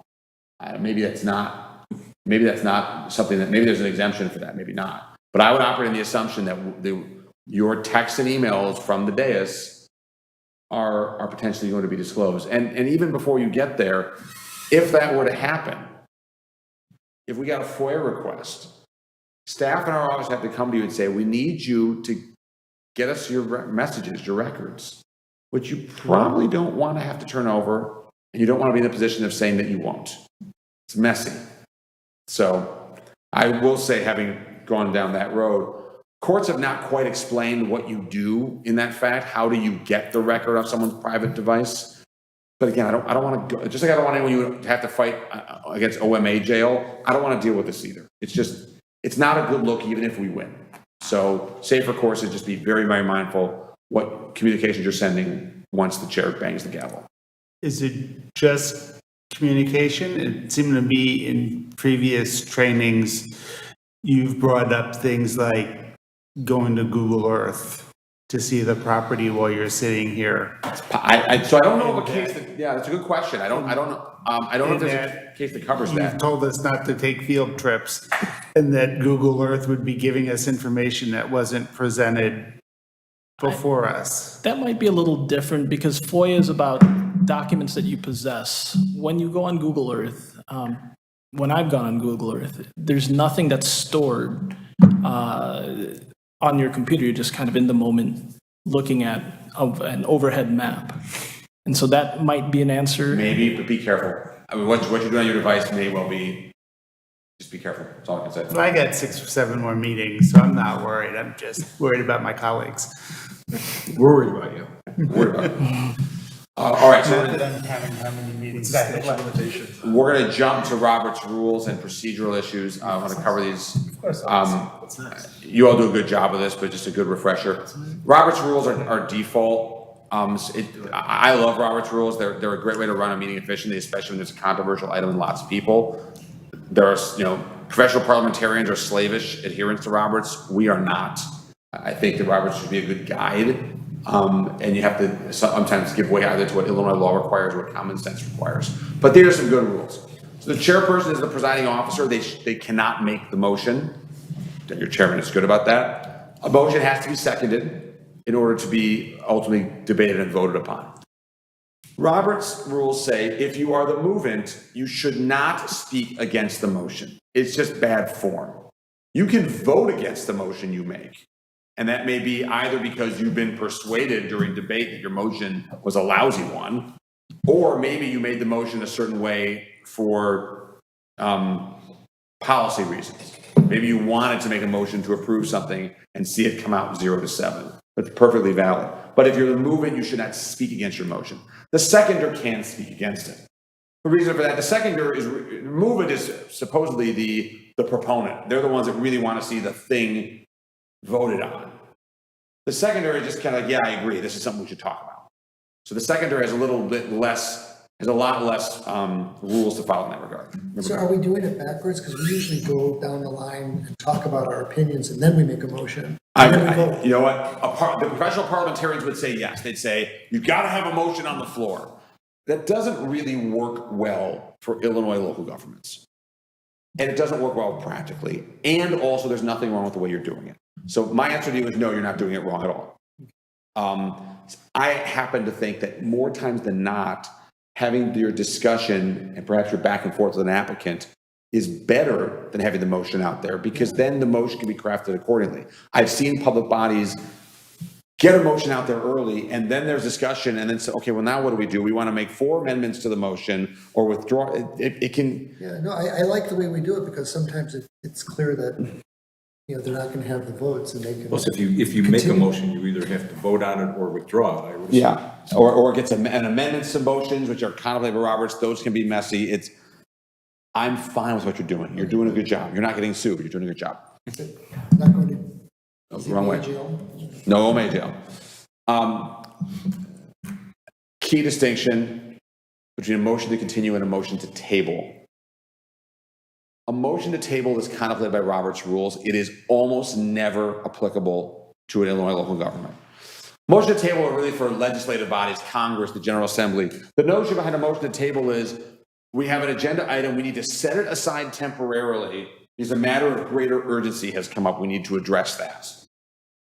Heaven forbid, Congress is debating a farm bill and they find out that there's some bridge collapse in Baltimore. Hey, we better table our farm bill discussion. We got to figure out what we're going to do in Baltimore. That's what a motion table is for, and that's where it happens. It's not really appropriate at a body like this one because under Robert's rules, once something is tabled, it can't be discussed until it's removed from the table. And how that works with agenda and notice requirements on the Open Meetings Act doesn't really work. Tabling is not meant to set it over to the next meeting. That's the wrong use of the word. Oftentimes when we hear it going to public meetings, that's what someone meant. They meant to continue the matter. That is an appropriate motion, and that's what we encourage you to say and do when you have a hearing for which you need to come back in a couple of weeks, or 2, 4, 8, whatever it may be. Motion to continue enable the zoning board to continue discussion at a later date. Usually, it's going to be best to continue to a specified date because then the applicant does not need to renotice the neighborhood. The hearing is considered to be continuous. The notice may have been for tonight. Anybody who wanted to show up could have known that it was being continued to October 1st, or whatever the date is. If you continue without a date certain, the hearing is technically still open, but there'll be a new round of notice. That can be an inconvenience. So take away from this slide, I can't think of a time when you really want to table something, so you probably should just be continuing it. You continue with the date. With a date, exactly. So motions to reconsider, I've seen this crop up and mainly for more controversial items, though I have seen them for something as innocuous as like a vote on minutes. Motions to reconsider can only occur at the same meeting of the vote on the underlying matter. The motion to reconsider can only be made by a member of the party of the prevailing side, and this makes sense because the purpose of a motion to reconsider is to take a fresh look of something maybe you didn't consider before. It's not to relitigate a matter. So it would be an inappropriate use of a motion to reconsider for someone of the side that lost to say, no, I want a second bite at the apple. That's not what it's for. It's more for new information that has come up, or you want to discuss it a little bit more. What a motion to reconsider, a successful motion to reconsider does is it wipes everything out about that underlying motion, and it brings you back to the point at which you were just about to take that vote. And so you can keep discussing it, you can continue it, not table it to another meeting, but essentially you are starting fresh when you successfully pass a motion to reconsider. As a ground for motion to reconsider, can there be fresh, quote unquote, evidence, if you would? Or it can only be based on the existing record? No real specific requirement, right? The requirement is that there's a motion made by someone on the prevailing side and seconded, and it's brought back. I suppose my point is that that is an appropriate use. Something that you didn't talk about before, something that you didn't consider before, is a great reason to bring it back. It's very rare. Again, it's more of we've seen it time. Again, it's more likely to happen at a city council village board. But I suppose what if you had 2 hearings on a given night? Both of them had to do with setbacks. And the first one, the vote happens, and then you have the second discussion, and the light bulb goes off. Oh my gosh! I just said that. If I thought about that for the first one, my thinking was all wrong. You might say before the meeting is adjourned, hey, I want to reconsider the first one because I've been rethinking this one. I'm sitting here and I realize I don't know that we got that one right. That might be what it would be. They're tricky. Reconsideration is particularly tricky in Illinois law for zoning matters. As the first bullet here, that's more an Illinois zoning issue than it is Robert's rules, because of due process considerations. Once, especially with a final adjudicating body like you are for so many things you do, once you leave the room, there's a notice problem. I mean, right now you can undo the variation you did for Ridge Road if you wanted to. But the person left. They left, but legally you could undo it. I'm not suggesting you should. Legally you could do it. They don't have to be noticed that. They decided to leave. You could undo it, then continue it. Correct. But we could undo it and vote it down. And vote it down. You could do it. That would be messy. We'd be going to Waukegan. I'm not suggesting, again, I'm using this as an example. I'm not in any way endorsing that at all. I told you before, I think it was a sensible decision. It was a good debate before. But there's due process issue because if you read through Robert's rules and you really go through it, Robert's rules contemplates reconsideration can maybe be at the next meeting also, but that's hard under zoning because this woman who was here tonight has no reason to look at your agenda 2 weeks from tonight. I have a question. Yes. So the motion is made by the member on the prevailing side, but there are other either commissioners or council members, other members of the body that don't want to reconsider? Who prevails in? So the motion to reconsider gets its own vote. Hypothetically, let's say we had a Oh, I see. let's say we had a 4-3 vote in favor of something. And later on that night, one of the four I'm sorry. said, I Yeah, move that to makes reconsider that decision. That makes No one else might want to do it. And by the way, I've seen that. I've seen people you would think, oh, that one and the other three, they're going to join together and undo it. Sometimes the other three said, no, we're done with this. We don't want to talk about this again. And they vote the reconsideration. If that gets its own vote. So the motion carries forward. No one is bound to do anything there. That motion gets its own vote. Thank you. It needs a Like second. any other motion, it has to be seconded to be voted. Correct. True, too. Correct.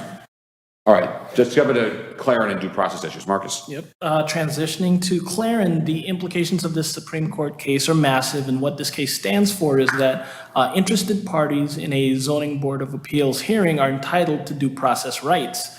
What this means is that they can present evidence, they can present testimony, expert witnesses, they can subpoena records, they have the right to cross-examine witnesses. They're entitled to notice, and they can request continuances. Clarendon doesn't say you automatically get that continuance, but they have the right to ask. And due process attaches to everyone who is present at the hearing. And so what are the practical implications of this right to due process? Well, for starters, you should not be engaging in ex-parte communications, which simply put means engaging in talks with one side and not the other about a particular item. Of course, this doesn't include staff. Staff is not a party. Staff is there to answer your questions and help your understanding of an application. It's important to that end that communication happens during a meeting and not outside. You shouldn't be considering, and I know this is usually this is a tough pill to swallow, you shouldn't be considering information that's not presented during the hearing. Because due process demands that the interested parties know what's being considered, know what the evidence is, and that they have the opportunity to know that the factors that you're weighing, what are those factors when you're considering this matter? So let's say you close the testimony, and now you bring it up. You bring up that actually this property is a certain way. I know this because the property is directly from my house. I can see it. Due process is infringed upon at that point because the parties, because of the close of this of the testimony, they can't challenge it. The time for that is past. They can't discuss the point. They can't challenge it. And maybe you were mistaken about the property in question. You're talking about one house when really its subject property is another. And so the objectors or the applicant aren't able to correct that point. The takeaway here really is due process ensures or seeks to ensure fair hearings, that a fair hearing is happening before you. And to Marcus's point, we know that you know things about property in town. All of you maybe have lived here a while, and you're gonna drive by places. You're gonna know things. If you think something's relevant to the deliberation, it's important that you say it when there's an opportunity for the proponents and opponents to agree or disagree with you. Because as Mark said, if you say, I'm going to vote no because this, that, and the other, and then what? Huh? What is that? No one testified to that. That wasn't in the record. Member so-and-so made that up, or at least member so-and-so said it, and I can say something else about it. So getting it out on the record, the fact that you know things is not a problem. If you've got thoughts, say it. Air it out. What about X, Y, and Z? Once it's out in the open here, we're good.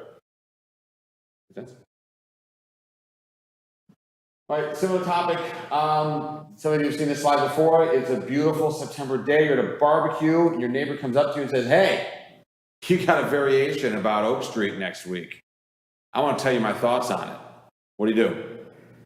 Suggest they come to the meeting. Correct. Come to the meeting. Write a letter. I can't talk to you right now.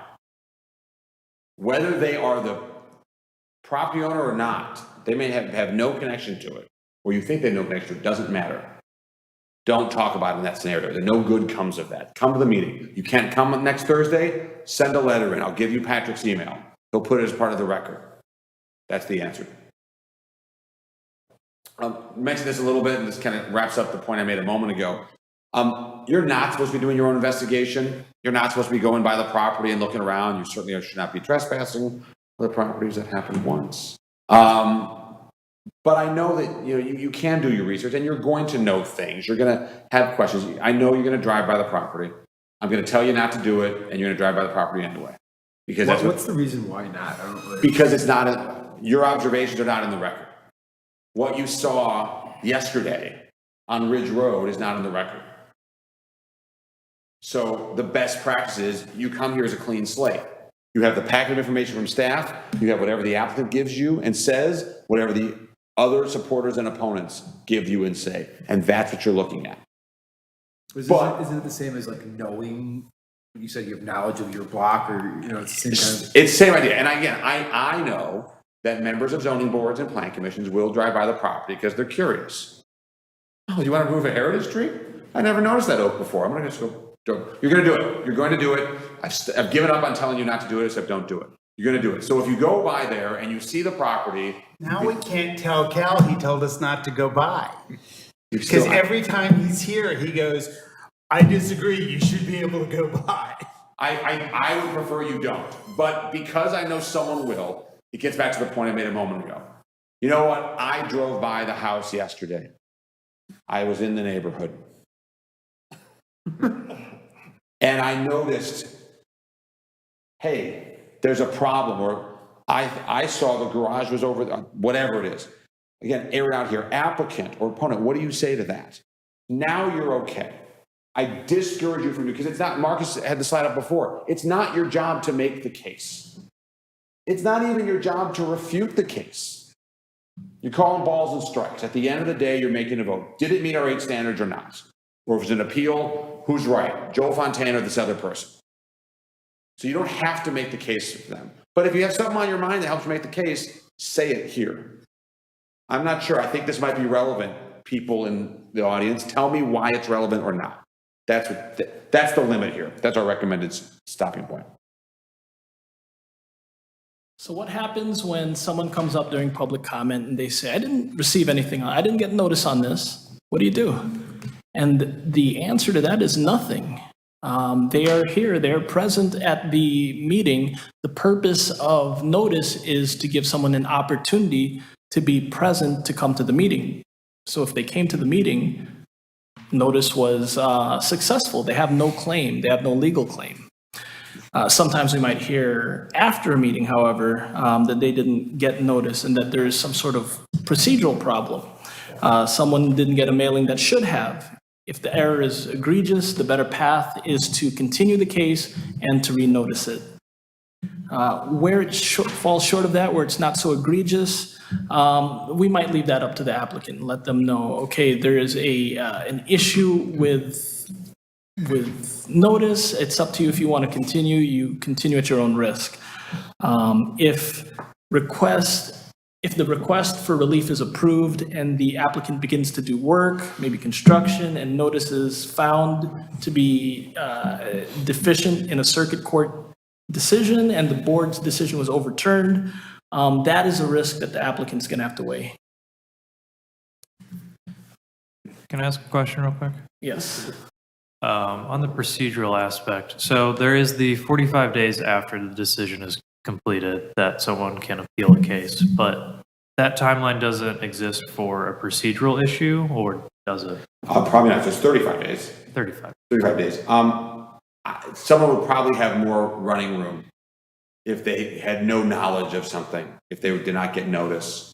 What Pat's referring to is because so much of what you do is administrative review, where your record is what goes to court. The administrative review law says you've got 35 days to appeal the decision that you don't like to Waukegan. But if they had no knowledge of the decision in the first place, if someone never got the notice for their neighbor's variation, I'm guessing they'd have a better claim. They might say, you can't hold me to a variation granted on September 5th. I had no idea they were there.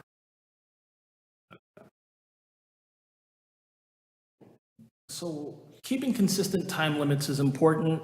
If you set a time limit of 3 minutes, the best practice is to keep that for everyone and not go over for some and not others. If one person gets to speak endlessly, then it gets difficult when the next person wants to speak and exceed their 3 minutes. It's hard to say, well, you don't get to do what the last guy did. If someone wants to talk again after their initial 3 minutes, you can, I believe our rules allow for that. You can allow someone to speak afterwards, but it's subject to the chair's discretion. But if you do that, you have to do it for everyone who wishes to speak. So the consistency really is key here.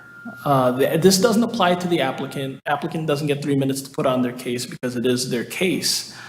Another thing is cheering and booing goes without saying. You want to discourage that. You want to maintain control over the meeting and not let things get out of hand. People can come and they can provide testimony, and that's fruitful, but cheering and booing really doesn't add anything to the matter at hand. It's just a disruption. So setting the tone early is important. Keeping things respectful is important. We also discourage confetti. I want to note that we do not have time limits for the ZBA. We've talked about it. Yeah, our rules of procedure don't have time limits for people. So consistency is key. Yeah, But I would say, just because you could, if you have a big crowd for one, you could, for that hearing, the chairman has the discretion, I think, to say, I see there's a lot of people here in the interest of time, I'm going to ask everyone to limit their comments to 3 minutes. And then that's where the consistency matters. I'm going to give you that 3 minutes. I'm going to hold you all to that. You can be strict about it. You can be a little bit loose, but that's so. The chair has sole discretion, or do we need to I confer? mean, if we get it Robert's rules, they can have a point of order. They can try to move to change it, but practically, give people at least 2 would be the minimum I'd give someone. 3 is pretty common. So if you get a big crowd and you want to keep it moving along, I think the chair can. I would recommend the chair say, "I'll give you 3 minutes. I'll give you 4 minutes," something like that. I kind of know the answer to this question, but I'm going to ask it anyway because I'd be grateful for any guidance you might provide, because this happens relatively frequently. You get people who come in and represent themselves to be an objector, but they really start talking about things that are not necessarily relevant or not before us, do not impact the whether the variations are met or not, but they want to be heard. And we usually extend a certain amount of courtesy to someone such as that and allow them to be heard. But are there any guidelines saying, you should cut them off early, you should let them talk, you should, If you're not imposing a time limit within that hearing, then it's kind of hard to say, you can't talk anymore. But I think if you have someone going truly off topic, you're right to give them some courtesy. And say, Ms. So-and-so, if you can please, confine your comments to this application, or we'd like to hear about how it meets or doesn't meet the standards. a lot of people think that what they're saying is relevant to the application. Well, that's different. That's different. Because that's beauty in the eye of the beholder. They may believe that a certain thing they say is relevant to one of those 8 standards we covered. There's also that, and I don't remember what it's called, the form that a neighbor or a member of the community can submit that allows them to cross-examine the applicant. Yeah, there is such a thing as, hey, what you do is in public. This is a public hearing. People have the right to speak at the public hearing. Someone can avail themselves of kind of a heightened role, really becoming a core part of the proceedings by filing that form, and it would enable them cleanly to do all the things that a couple slides ago Marcus noted from the Claren v. Lyle case. We've had it once, I think. It's pretty rare because so many, that case, the adage that the lawyers on the board will know, bad facts make bad law. It was a mess of a hearing where all sorts of stuff went wrong, and what came out of it was a really, really difficult Supreme Court decision, most of which municipal practitioners and the legislature have resolved through some other proceedings, but the case still sits out there. So we have to note that there are some heightened due process tools that someone can avail themselves of if they file a form like that one. Most times they don't, because they don't need to. What someone wants is they want to be heard. They don't need to cross-examine. They want to say, I think that that's right or wrong. I think you need to have this condition. I think this is a bad idea. And just having the chance to stand right here and say that is all they're looking for. All right, I'm going to rip through the ethics guidelines to finish up real quick. Highland Park has among the most robust ethic guidelines of any municipality that I'm aware of in the Chicagoland area. They were first adopted in 2007, amended 3 times, most recently in January of 2020. In a nutshell, the guidelines prohibit interest of any city official in city contracts, work, or business. There's an exception if you have less than 0.5% ownership, which is to say if you own a publicly traded company. Unless you have a lot of Coca-Cola stock, you're probably fine. Most notable for subsidiary boards and commissions are the rules that restrict representation before other boards and commissions and have disclosure and recusal requirements if you have a connection to an applicant.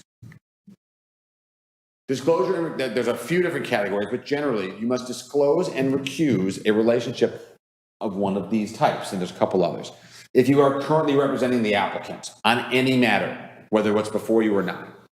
If you previously represented the applicant on a related matter, so hypothetically, you're a real estate broker, and I don't know if any of you are, you're a real estate broker, and you represented the purchaser of 1608 Ridge Road 5 years ago. You've not dealt with them since, and now they're back before you. You have no relation with them now, but it was that very same property. Our ethics guidelines say you've got to recuse yourself. You have too close a connection to the matter. The applicant's a family member, spouse, domestic partner, sibling, aunt, uncle, grandkid, etc. If you've got a business relationship, it's got to be that you're officers, owners, or employees of the applicant. Or more generally, there's an appearance of impropriety. This is the one we get the most questions on. It's deliberately fuzzy. Sometimes what looks improper is actually worse than something being improper. Now, you're here to vote. If we can find a way to keep you on the dais and voting, we're going to do that because you were appointed to this body by the mayor and confirmed by the council to vote. But sometimes if you don't think that you can render an impartial decision because you've got some connection to the applicant, you are supposed to disclose and recuse. An improper connection to the applicant is not that you know them socially. It's not that your kids are in the same class. It's got to be something more than that. If you find yourself in one of these and you're not sure, our office does serve as the ethics council. City council is looking at making some further changes to its ethics implementation, but at least for now, our office is here to help walk through those questions with you, and we'll do so confidentially. I should note, when you're doing disclosure and recusal, you don't need to lay out everything about your relationship to the matter to the applicant. You've got to give just enough that someone understands that there's something there. So using my example, you might say, I need to disclose that I represented this buyer on the purchase of this property 5 years ago. You don't need to disclose the purchase price or what they were like to work with. Recusal means you leave the room. Recusal means you leave the room and you refrain from any communication with your fellow board members or staff until the matter is concluded about that matter. You may see, if you're ever in another community, they may have someone who says, I'm going to recuse myself from a matter, and they stay on the dais. Perhaps that community's rules don't require them to leave. Our rules do. There are matters for which disclosure is required but not recusal, and these are also sometimes a little amorphous, but generally you might have a relationship to the applicant. Maybe you represented this person buying a different house, so it doesn't come. It's not related to this property. If you're both volunteers of an organization, not for compensation, maybe you're members of the same religious organization, perhaps you might say, so-and-so and I are, we pray together on Sundays, but I have no connection to them. So there's self-representation, and now you can't vote if it's your own house, but of course you don't have to recuse yourself and leave the room. That would be silly. It's your house. I should say, before I get to representations before staff, the council has tightened up the ethics guidelines. Members of the zoning board are prohibited from representing people at any other commission in the city. That's a universal rule. Our boards and commission members during their tenure are expected not to be advocating in front of other boards and commissions. That's been tightened over the years in some of those amendments. There are times when you can represent someone before staff. They're limited. It's going to depend on what department. Generally, you got to be most careful about the community development department. If it's a matter that may come before you or the planning development commission, planning design commission, excuse me, you probably need to keep yourself out of that decision. So if any of you have a job such that you might have a client, you need to go to community development, pause first, because you may not be able to do that. And it also depends if it's administrative or non-discretionary matter or discretionary. So it gets a little nuanced there, but give us a call. Not staff. Give us a call. We can help walk you through that if that's something that's related to your professional life. And that, you've asked us questions already, but we want to leave the slide up there. Do you have any other questions? And don't be shy. You haven't been yet. Kevin, are you gonna miss us? Yeah, I will miss you, but I have a question. Good. Okay, good. Get them out. Okay. You can come next year, by the way. It's a public meeting. Yeah, I'll watch from home. Okay, under the heritage tree removal standards. Okay. There is one of the standards which reads, removal of the heritage tree will not impair an adequate supply of light and air to the adjacent property, increase the danger of fire, impair natural drainage, or create drainage problems on adjacent properties, endanger the public safety, nor substantially diminish or impair property values in the neighborhood. Some of that I can understand. You remove the heritage tree and it may create water issues, drainage may change. I'm trying to figure out how the removal of a tree impairs light and whether or not that makes sense. It always stumbles me. Because if you remove the heritage tree, you're going to have more light in the yard and the adjacent yards. You're not going to impair it. So could the neighbor argue that I don't want the tree removed because I enjoy the shade? Yeah, why not? So, the neighbor can argue whatever the neighbor wants to argue, one. It's a good point. I remember when these provisions were written, because I drafted them. And the reason that the heritage tree, which, the heritage tree code sections are not in the zoning code. Right. They're in the tree preservation ordinance of the city code, chapter 94. The reason why the process for relief was given to this body was the sense that someone would come forward and say, if you make me do what the zoning code says I have to do, then my only way to avoid that is to take out a heritage tree. Mm-hmm. So what do? I've got a tree in the middle of a property. Yes, a beautiful tree, but it's denying me a reasonable return. So the idea behind these, and perhaps looking back now, 15 years later, 12 years later, maybe they don't always make sense as to impairing light or otherwise. But the idea was you're kind of looking at apples to apples. Which of these is worse? Which of these is more of a hardship? Should we let why would they want to remove it? The thought is they would want to build something there. Well, the structure might impair lights. Maybe that's part of the issue also. So I haven't fully answered your question, but I think the reason why those look like the familiar variation standards is it was meant to be kind of the other side of the same coin. Okay.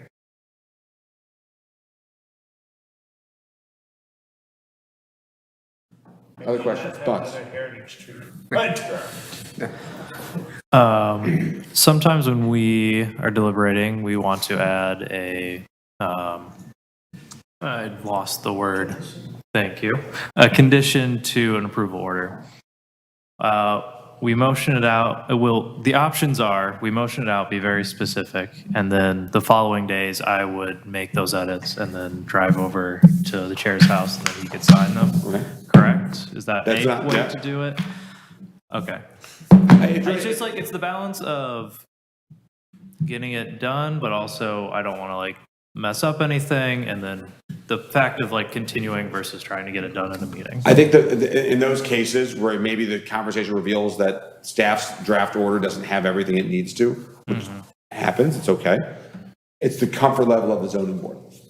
If you're you say, hey, add a condition and you're reasonably comfortable that it'll be written in a way that'll reflect your direction, you can say, we approve the order with staff to add the condition to do the following. Okay. And staff write up, that's fine. But the zoning, you all may say, you know what, not good enough. We want to see the language. We're going to continue this matter for 2 weeks. Staff, we're going to direct you to bring back the order revised for us to consider at that time. I recognize that may mean someone has to wait another 2 weeks. But the order's got to satisfy 4 of the 7 members of this zoning board. And if it doesn't, then they're going to wait. And I also just had like concerns of procedural issues of if there was not quite what someone could argue that like, I think the board was trying to argue this, but the order ended up saying this. I think it's incumbent on, if you're getting direction, if they say, approve the order with the following for Patrick to add, you better be sure you know what they want. Okay. So, and you should ask, hey, I want to make sure I'm getting this right. I want to get the theme right here. So that when you do draft it, they'll say, yeah, we told them to do it this way. That makes sense. Okay. Right? Perfect. Thank you. Well, that's what we got. We'll see you in no later than a year from now. As you know, we may be back. I'm going to ask that the chair and staff book you now for the first quarter of next year, because there'll be at least one new member, and there's a newer member who wasn't here tonight. And they're going I'm to done in January. so there'll be 2 new members next year. So I believe staff should get with you to book you in the first quarter. We can do that. We can do that. Second quarter's tough. I coach baseball. First quarter we can do. Yeah, for first quarter, we may also by then have a new council liaison, depending on what member, if she stays with this board or not.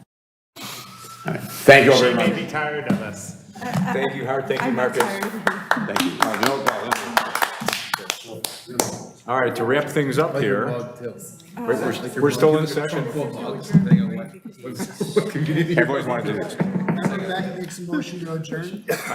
No, first we have to ask if there's anything under the miscellaneous category, item number 7, any miscellaneous you're aware of, Patrick? Is there a No? meeting in 2 weeks? Yes, that's tracking. Okay. All right, in that case, item number 8, adjournment. I would entertain a motion. I'll reiterate my motion to adjourn. Can we get a second? I'll second. All in favor of adjourning, say aye. Aye. We are adjourned. Thank you. Good night, everybody.